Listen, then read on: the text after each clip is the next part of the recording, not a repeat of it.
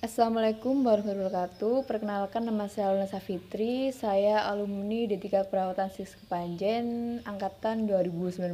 Jadi saya baru lulus tahun kemarin dan sekarang alhamdulillah saya bekerja di Klinik Al-Basyirah hampir 1 tahun. Jadi saya sebelum lulus dan sebelum wisuda itu udah kerja di klinik.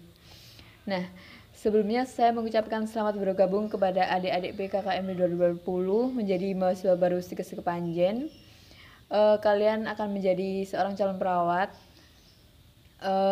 Cukup berbangga lah menjadi seorang perawat, alhamdulillah. Karena di masa pandemi ini, tenaga kesehatan, dokter, bidan, dan perawat alhamdulillah sangat diapresiasi oleh masyarakat pemerintah walaupun banyak pro dan kontra gitu.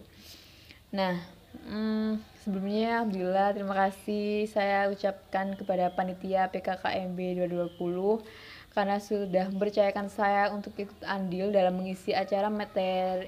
mengisi materi di acara kegiatan PKKMB 2020. Saya dihubungi panitia kemarin karena katanya dapat rekom dari Bu Kori. Terima kasih Bu Kori atas rekomendasinya. Nggak tahu sih kenapa saya yang direkom, karena apa ya, alhamdulillah sekarang saya sama beliau masih kontek-kontekan karena beliau adalah customer setia saya. Jadi Bu Kori ini selaku dosen psikologi waktu itu. Beliau cukup apa ya, sering beli salad di saya. Mungkin karena apa ya, sekarang saya jualan yang alhamdulillah sudah jualannya yang diterima oleh pasar, banyak customernya, banyak yang suka lah ya. Kalau customer sih ya nggak banyak-banyak banget, cuma alhamdulillah banyak suka gitu. Mungkin itu yang menjadi dasarnya Bu Kori. Jadi terima kasih ya Bu atas rekomendasinya. Nah, sayangnya kita sharing. Jadi saya sebenarnya bukan ngisi materi sih, lebih ke suka yang sharing, karena kalau ngisi materi kesannya kayak gimana gitu ya. Jadi lebih ke sharing pengalaman saya selama berwirausaha. Tapi sayangnya kita sharing ini harus melalui video karena masih masa pandemi, dimana nggak boleh kumpul-kumpul dengan skala besar. Ya mungkin boleh sih di era new normal, cuman ya resikonya banyak. Jadi lebih baik ya kita mengikuti protokol kesehatan yang ada gitu. Nah, di sini judul yang mau aku share kan temanya di sini aku kebagian yang menggali jiwa kewirausahaan ya. Nah, judul yang mau aku share ke adik-adik PKKMB 2020 yaitu trik and tips jualan online, jualan niat ala milenial. Kalau jualan online kita tahu sih, itu jualan yang mulai online, mulai Facebook, WA, Instagram, and many others. Nah, kalau yang jualan niat nih, kenapa saya gabungkan jualan online dan jualan niat? Karena emang kebanyakan yang orang sekarang itu jualan online tapi banyak yang nggak niat gitu. Jadi banyak yang apa ya, malah kalau nggak niat itu sayang banget. Apa ya, nggak stay gitu loh untuk jualannya gitu. Nah, kalau jualan niat sendiri, kalau menurut saya, istilah dari saya sih, itu jualan yang benar-benar kita all out dalam berwirausaha, nggak setengah-setengah gitu. Jadi berusaha profesional dalam berwirausaha gitu. Jadi ya jualan online ya harus niat gitu, nggak cuma sekedar iseng-iseng doang terus kalau males udah nggak mau gitu. Jadi jangan seperti itu. Kalau bisa kita harus tetap konsisten. Sedikit apa ini di tampilan PPT ada ya,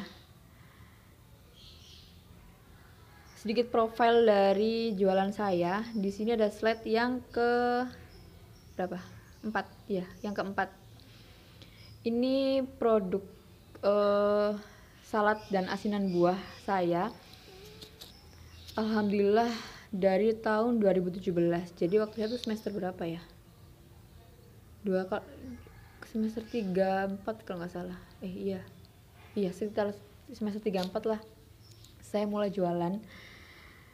Jadi lokasinya ini di Gondang di Kabupaten Malang. Bisa dicek di IG-nya di nonan.salad. Nah, ini sedikit profil dari jualan saya ya. Alhamdulillah customernya banyak yang suka dan sudah diterima oleh pasar. Alhamdulillah, dan itu benar-benar nggak disangka sih, karena memang sebenarnya dulu jualannya iseng dan ternyata banyak permintaan, jadi berusaha untuk konsisten dalam berjualan. Nah, balik ke tema tadi ya, trik and tips jualan online, jualan niat ala milenial.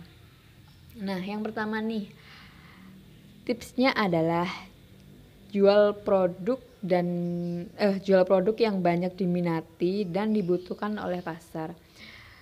Kebanyakan kita kan bingung kalau mau jualan, enaknya jualan apa ya yang kira-kira laku dan kira-kira disuka oleh orang. Kalau menurut aku, kalian harus tahu lingkungan kalian dulu. Jadi kalian sekarang ada di mana? Posisi kalian adalah mahasiswa, kalian sekarang ada di kampus, lingkungannya banyak di kampus. Jadi kampus ini kan banyak temen, dosen, jadi itu yang bisa kalian gunakan sebagai lahan, sebagai lapangan kalian berwirausaha. Kira-kira apa yang dibutuhkan mereka gitu, kira-kira apa yang sedang disuka oleh mereka. Nah, contohnya ya kalau sekarang kebanyakan kalau cewek sukanya yang outfit, makanan, minuman, terus jasa editing, jasa designing, tapi jangan jasa penggarapan skripsi atau penggarapan KTI ya. Jadi kalau bisa ya berwirausaha yang jelas-jelas aja sih. Ambil contoh nih, kita ambil contoh misalkan jualan jilbab sebagai contoh untuk mengetahui tips-tipsnya gitu, biar yang mudah lah, karena memang sekarang yang disuka oleh cewek-cewek seumuran saya, seumuran 20 tahunan gitu ya, sukanya ya outfit, terutama kalau jilbab ya, contohnya kita ambil ya pasmina gitu. Nah, yang kedua itu kualitas bagus dengan harga yang murah meriah. Nah, kalau jualan yang kita cari memang kualitasnya bagus sih, cuman emang harganya bisa murah meriah. Sebenarnya di poin ini ya jualannya itu kualitasnya harus bagus. Kalau bisa kalian nggak cari untung yang banyak. Jadi intinya poinnya laku banyak tapi untungnya dikit aja, seperti itu. Kalau jualan yang kita yang cari ya untung ya, bukan rugi. Jadi kalau bisa walaupun untung pun jangan untung yang banyak-banyak, tapi yang sedikit aja tapi bisa laku banyak, kan seperti itu. Kalau bisa jualan, contohnya tadi jualan pasmina ya kualitasnya harus bagus, dan kalau bisa harganya pun juga menjangkau lingkungan kalian gitu. Jadi jangan langsung dibanting dengan harga mahal, karena kalau di kantong mahasiswa sih harus pakai harga-harga yang murah dan terjangkau lah, karena menyesuaikan dengan kantong-kantong mahasiswa. Nah, yang ketiga nih, buat merek sendiri dengan nama produk yang unik dan mudah diingat customer. Contohnya kalau misalkan jualan saya waktu itu ambil merek dengan nama Nona. Cukup mudah diingat oleh masyarakat dan cukup unik sih, ya biasa sih. Nona ini artinya ya saya belum menikah, jadi itu yang saya ambil sebagai merek saya di jualan saya ini gitu. Kalau bisa jangan pakai merek-merek dengan kata-kata bahasa Inggris yang sulit diingat orang gitu. Kalau bisa yang biasa aja, cuman itu unik dan gampang diingat lah gitu. Yang keempat, aktif di media sosial.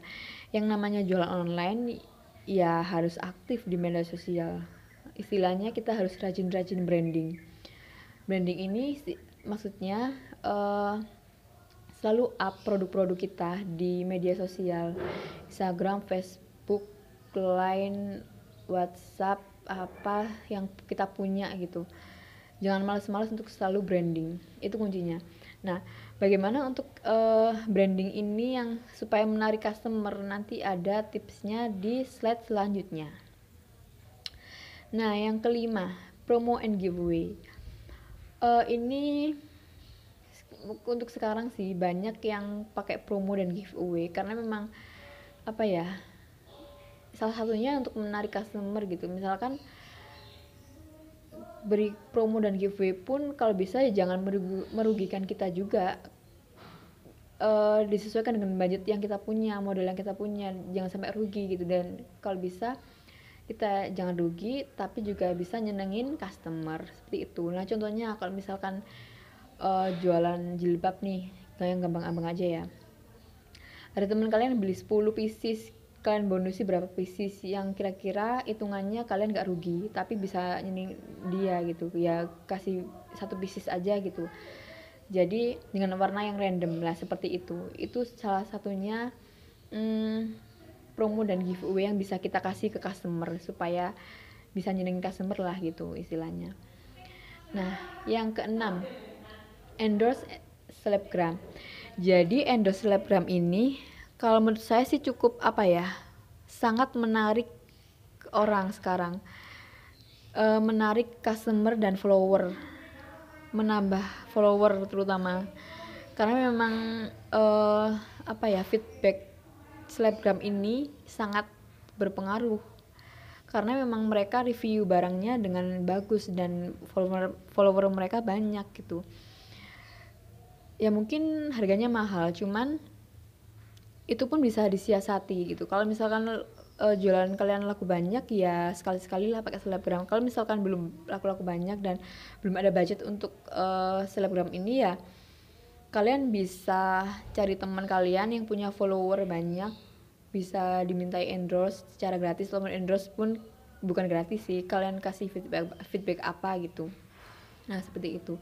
Jadi ini cukup berpengaruh karena kalau misalkan online kita harus menyebarluaskan produk kita melalui berbagai macam cara ya, salah satunya adalah endorse selebgram gitu. Nah, yang ketujuh, tampilan feed yang kekinian. Ala milenial kan, jadi ya kalau bisa feed Instagram, feed di Facebook, laman Shopee atau segala macem, kalau bisa ya ada desain dan editingnya harus kekinian, karena kalian kan masih muda, otomatis kalian jago editing, jago designing, itu yang harus kalian pegang di sini. Jadi intinya adalah jago designing dan jago editing. Kita bedakan dengan orang yang jualan misalkan yang jualan ibu-ibu gitu ya, mungkin mereka hanya sekedar foto aja gitu tapi nggak ada desainnya, editingnya lah. Kalau alhamdulillah ya kita harus jualan yang kekinian gitu, yang bener-bener pinter, jago editing atau designing. Kalau misalnya nggak bisa desain ya bisa sewa jasa editing, tapi kalau sewa jasa editing sayang banget, mending kalian belajar otodidak untuk caranya gimana bikin feed IG yang bagus, karena banyak caranya di Google, kalian bisa download di Play Store, seperti itu banyak banget caranya, otodidak lah intinya. Nah, lalu yang ke-8, packaging produk yang kekinian. Packaging ini artinya adalah kemasan supaya menarik sih, karena memang yaitu yang di feed kita kan bagus banget gambarnya, kalau bisa ya packagingnya juga harus bagus gitu, dan itu desainnya pun juga harus yang kinian biar menarik lah. Jadi di sini ada contoh gambarnya bagaimana packaging produk yang kekinian gitu. Selanjutnya adalah kualitas foto yang bagus. Itu sama dengan teknik tadi ya, tampilan feed yang kekinian. Jadi kualitas foto yang bagus dan itu sama. Nah, untuk ambil foto sendiri nih, kan kalian sekarang udah pegang HP yang bagus-bagus kan. Jadi untuk foto produk pun ya berusaha dengan sedek. Kalau foto produk makanan itu triknya ya harus jelas detail foto makanannya. Kalian harus editing dengan editing kontrasnya harus dipertajam, warnanya harus dipertajam, pencahayaannya harus dikurangi. Jadi untuk bisa apa ya, gambar ini gambarnya asli dan gambarnya bisa jelas gitu. Kalau makanan sih bisa seperti itu editingnya kalau saya. Jadi saya nggak pernah comot-comot gambar produk di Google ataupun browsing di Google, karena itu cukup apa ya, istilahnya kalau jualan nggak bonafit lah, fotonya bagus tapi produknya ternyata biasa aja. Jadi kalau bisa kualitas foto ini benar-benar resolusinya yang bagus ya, dengan cara foto sendiri gitu. Jadi jangan sampai kalian comot-comot di browsing di Google gitu, karena memang udah ketahuan kalau ini produknya, kalau ini fotonya foto palsu, foto yang tipu-tipu seperti itu. Nah, selanjutnya yang ke-10, foto katalog produk yang kekinian. Jadi sama-sama yang feed IG tadi ya. Foto katalog produk sama juga dengan yang kualitas foto. Intinya yaitu jago editing dan jago designing. Lalu yang ke-11, good attitude to customer. Jadi ya yang namanya penjual dan juga pembeli, dimana-mana pembeli adalah raja. Kalau bisa yang namanya penjual ya harus punya sifat ramah tamah kepada pembeli. Itu cukup apa ya, berpengaruh sih. Kalau saya misalkan saya beli di apa ya, all shop apa gitu, yang adminnya itu bener-bener nggak apa kayak sok jual mahal atau apa, itu bikin saya nggak suka.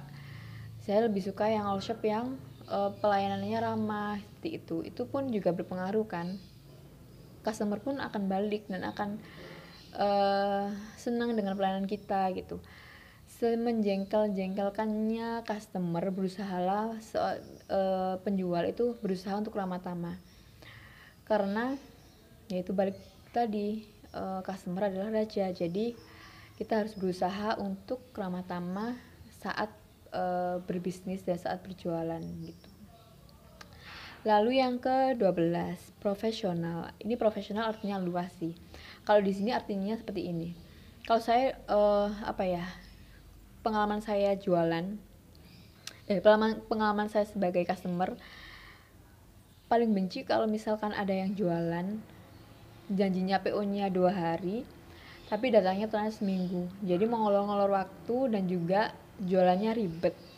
Coro-coro nih dodolannya ruwet. Aduh, annoying banget kan. Kayak mereka jualan online tapi kayak nggak profesional dan nggak tepat waktu, itu bikin sebel sih.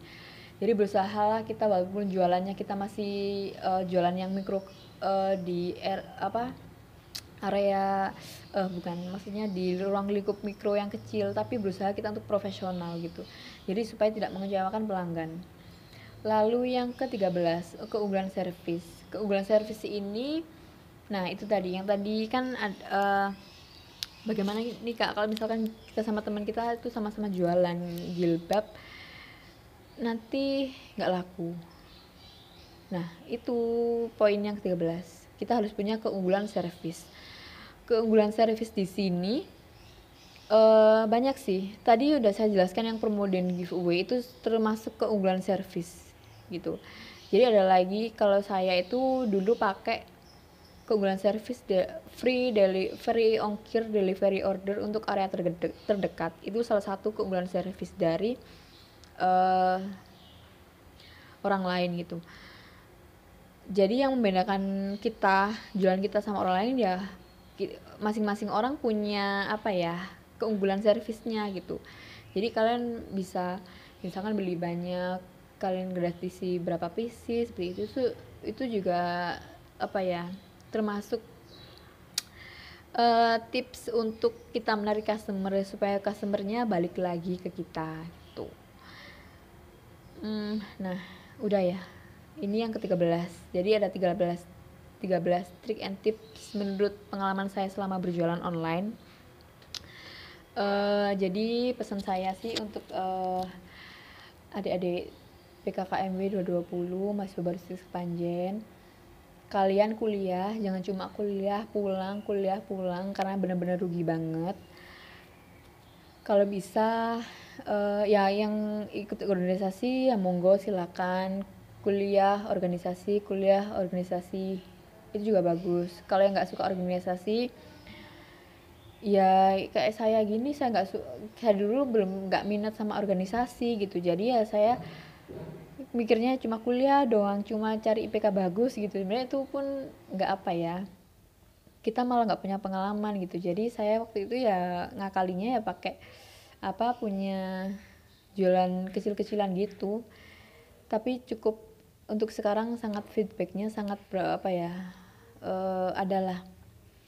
Jadi dulu waktu kuliah itu merangkak dulu, alhamdulillah sekarang sudah bisa berjalan seperti itu. Jadi usaha itu sudah dari kecil dulu, baru kita bisa merangkak ke atas gitu. Jadi nggak langsung melesat jualannya harus langsung apa, boom gitu ya, enggak. Jadi eh yaitu motivasi kalian untuk berwirausaha, lumayan lah.